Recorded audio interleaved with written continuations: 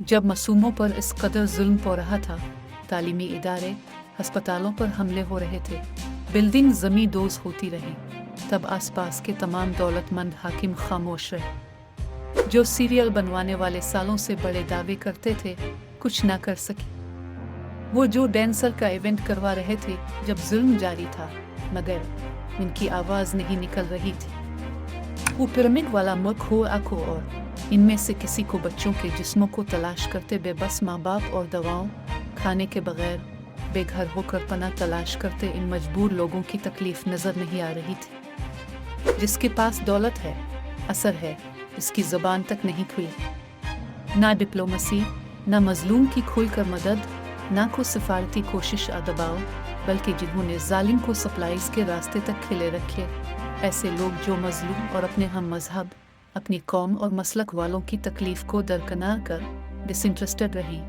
इनके लिए क्या और कैसी उम्मत, कैसा दर्द। जो उधर एक जोहरी ताकत है, वो भी को दबाव नहीं बनाता, सिर्फ डॉलर चाहता है। हर खित्ता और मुल्क में मसाइल होते हैं, मगर एक ऐसी कोशिश जिससे जुल्म रुकता है, जालिम को पता चलता कि कुछ तो लोग मजलूम के साथ वाकई खड़े हैं। गरज जब ये सब कुछ नहीं करना चाह रहे थे, तब भी जो मजलूमों का अमली तौर पर साथ दे रहा था, इसके खिलाफ सबको बदगुमान कर रहे थे और उसकी कारवा मुजाहमत पर सवाल कर रहे थे। और ये जो हर मोर्चे पर साथ खड़ा रहा, जबकि वो भी सालों से इकनॉमिक और मुख्तलिफ किस्म के सैंक्शंस झेल रहा है, इसके खिलाफ मसलकी तासुब ही नहीं, साजिशों और नेगेटिव प्रोपेगेंडा चलता ही रहता है। सवाल यह है कि क्यों उलमा की जमात की तरफ से भी बिल्कुल क्लियर बात नहीं सुनने को मिलती।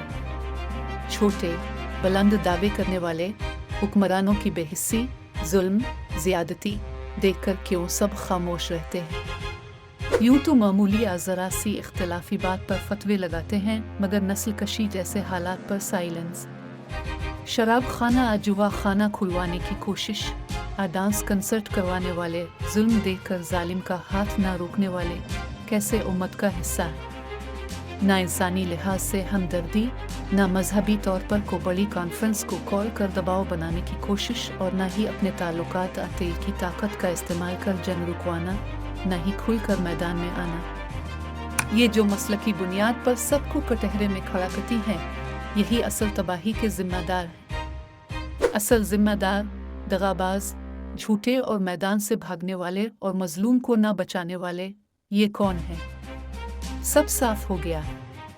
ये मजलूम के खिलाफ हैं और तासुब के दलदल में फंसे हैं। अब कोई शक नहीं, साउथ अफ्रीका और गैर मुल्क जब मजलूमों की आवाज़ उठी सकते हैं, आलमी अदालत में केस कर सकते हैं, फिर ये जो जालिम से साजबाज करते हैं, आखिर कौन है?